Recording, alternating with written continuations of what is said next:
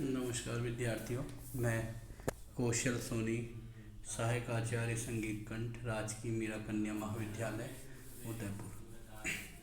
विद्यार्थियों, आज का हमारा जो टॉपिक है वो बीए प्रथम वर्ष के प्रथम प्रश्न पत्र की 5वीं यूनिट का है, तबला। विद्यार्थियों, कल की मैंने टॉपिक में तबले की संरचना के बारे में आपको बताया था कि तबला की संरचना कैसी होती है। आज यहाँ हम तबले को किस प्रकार मिलाया जाता है इस पर चर्चा करने वाले हैं। देखिए विद्यार्थी, जो तबले का दायां जिस स्वर में मिलाना होता है, यानी कि जो दायां भाग है तबले का, उसको जिस स्वर में मिलाना हो, उसमें एक सप्तक नीचे उसी स्वर में बायां मिलाना चाहिए। अर्थात आपने दाएं तबले को आपने जिस स्वर में मिलाया है उससे ठीक एक सप्तक के नीचे बाएं को आपको मिलाना है। वैसे साधारणतः बाएं को मिलाने की आवश्यकता नहीं पड़ती, फिर भी उपयुक्त नियम को ध्यान में रखते हुए बाएं भी ठीक से रखने से अच्छा ही रहता है।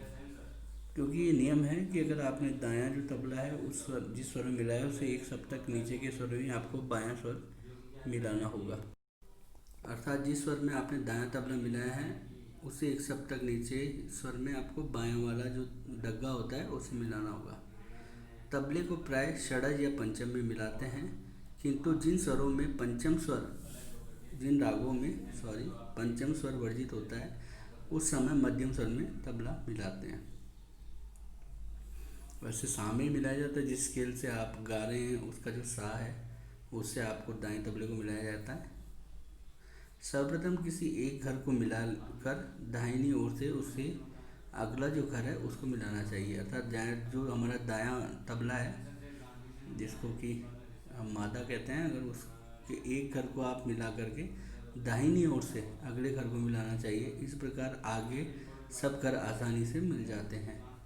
मिलाने का एक प्रकार यह भी है कि पहले एक घर को मिलाने के बाद फिर उसके सामने वाला जो 8वां घर है उसको मिलाते हैं, फिर 5वां घर मिलाते हैं, फिर 13वां घर मिलाते हैं। इन घरों का अर्थ समझने के लिए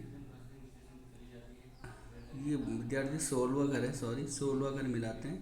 इन घरों का अर्थ समझने के लिए तबले की पुड़ी की गोलाई का विभाजन 16 भागों में कर लीजिए और जिससे पहले आप मिला रहे हैं उसे पहला भाग समझिए, यही पहला घर है।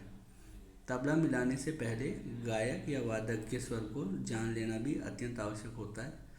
यदि उसके स्वर के हिसाब से तबला अधिक चढ़ा या उतरा हुआ है तब तो गट्टों की जो गट्टे लगे हुए होते हैं लकड़ी के, उनको ठोक पीट करनी चाहिए। अन्यथा यदि थोड़े से ही अंतर है स्वर में तो हमने बताया था पहले भी आपको कि चांटी के पास वाला जो गजरा है उस पर आप आघात करके उसके मिला सकते हैं, अगर थोड़ा बहुत माइनर फर्क है तो। गजरे के ऊपर से ठोकने पर तबला चढ़ता है विद्यार्थियों, और नीचे से उल्टी चोट करने पर तबला का जो स्वर है वह उतरता है। अर्थात जिस स्वर चढ़ा हुआ है, जिस स्वर से गायक गा रहे हैं उस स्वर से तबले का, तो आपको ऊपर की ओर से और नीचे की ओर से इस तरीके से चोट लगाकर स्वर को उतार भी सकते हैं।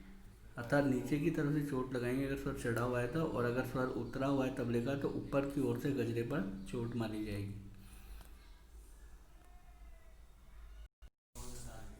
विद्यार्थियों, आगे हम तबले के 10 वर्णों की बात करेंगे। देखिए विद्यार्थियों, धा धिन तिट तिन ना गधि ता की कट विचार, तबले के 10 वर्ण हैं इनको लेव सुधार। ये एक दोहा है, इसे आप याद कर लीजिए। इस प्रकार तबले के 10 बोल बताए गए हैं। इन बोलों को 3 भागों में बांटा गया है: दाहिने हाथ के बोल, बाएं हाथ के बोल और दोनों हाथों से सम्मिलित बोल। अर्थात सिंगल जो दाएं हाथ से बजने वाले बोल हैं, जो सिंगल बाएं हाथ से बजने वाले बोल हैं, और जो दोनों हाथों के सम्मिलित रूप से दाएं बाएं तबले पर बजने वाले बोल हैं। विद्यार्थियों, जो दाहिने हाथ के बोल हैं वे हैं ना, ता, तिट, किट, दिन या तुन, तिन इत्यादि। ये सभी दाएं हाथ से बजने वाले बोल है, ये दाएं तबले पर ही बजते हैं। और जो तबले का बाएं हिस्सा होता है जिसे डग्गा कहते हैं, उस पर धी या ग, क, कत, किन इत्यादि बोल बजाए जाते हैं। और दोनों हाथों के सम्मिलित जो बोल हैं वे निम्न हैं: धिन या दिन, धा, धिन्ना, दिनक, गिद्दी, गड़नक, किटतक, त्रक, कड़ान, तान, तकिट इत्यादि जो ये हैं बोल, ये तबले के आपके जो दाएं और बाएं दोनों भाग हैं उनको मिलकर बजाए जाते हैं। विद्यार्थियों, यद्यपि इन 3 प्रकार के बोलों में बहुत से ऐसे बोल आ गए हैं जो उपयुक्त 10 वर्णों में बताए बोलों से भिन्न हैं, किंतु मूल रूप से बोल 10 ही हैं। उनमें से ही अक्षरों को मिला जुलाकर अधिक बोलों की उत्पत्ति हुई है। आपको हमेशा ध्यान रखना है कि तबले के जो बोल हैं वे 10 ही हैं। हालांकि यहाँ ज़्यादा आपको दिखाई दे रहे हैं क्योंकि ये इन 10 से ही मिलाकर बने हैं, इसलिए मुख्य रूप से 10 ही वर्ण हैं इसके। उन्हीं को मिला जुलाकर अधिक बोलों की उत्पत्ति हुई है। तबले के जो मुख्य कलाकार रहे हैं विद्यार्थियों, उनमें गामे खां, अहमद जान थिरकवा, कंठे महाराज, जहांगीर खां, अमीर हुसैन खां, अल्लारखा खां, करामतुल्ला खां, किशन जी महाराज, किशन महाराज, मसीद खां, सामता प्रसाद, गुद्दई महाराज, हबीबुद्दीन खां और जाकिर हुसैन के नाम उल्लेखनीय है। विद्यार्थियों, तबला एक बहुत ही महत्वपूर्ण हमारा शास्त्रीय संगीत में संगत का वाद्य है, जिसमें कि ताल बजती है, उसकी सहायता से गान हम करते हैं। तो आपको तबले को मिलाना आना चाहिए। आप ऐसा ना सोचें कि हमारा काम गाने का है, तबले का नहीं। आपका सम्मिलित है ये, तो आपको तबले के बारे में नॉलेज होनी बहुत ज़रूरी होती है कि तबले को किस प्रकार से मिलाया जाता है। आपको मैंने बताया कि दाएं तबले को जिस स्वर में मिलाया जाता है उससे ठीक 1 सप्तक नीचे बाएं तबले को अर्थात डग्गे को मिलाया जाता है। दाएं तबले में 16 घर को आप मान लीजिए, उसके 16 घर होते हैं।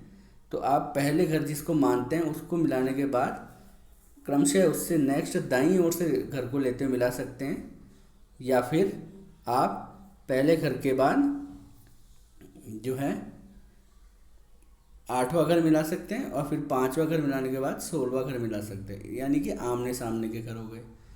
इस प्रकार अगर आपको जो है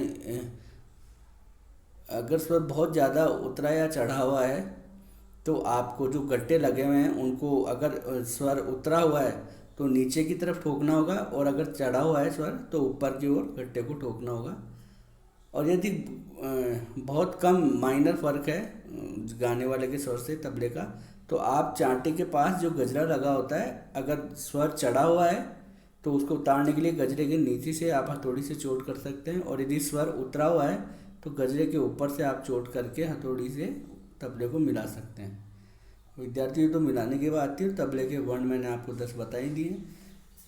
10 में से दाएं हाथ से बोल जो होते हैं तबले के वे, बाएं हाथ से जो होते हैं वे, और जो दोनों हाथों के सम्मिलित क्रिया के द्वारा उत्पन्न किए जाते हैं वे बोल भी हैं।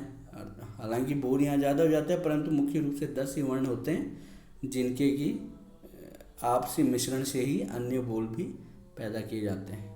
विद्यार्थियों, आप इसका अच्छे से अध्ययन करें, और क्योंकि आपके लिए एक बहुत ही महत्वपूर्ण टॉपिक है तबला, और इससे पहले मैंने आपको तानपुरे के बारे में समझाया था। ये दोनों चीज़ आपके हमेशा प्रैक्टिकल में संगीत विषय में काम में आएगी, तो आप इसका बहुत अच्छे से अध्ययन करें, और जब भी आपकी क्लास होगी तो आपको प्रैक्टिकल रूप से ये चीज़ सिखाई जाएगी। धन्यवाद विद्यार्थी।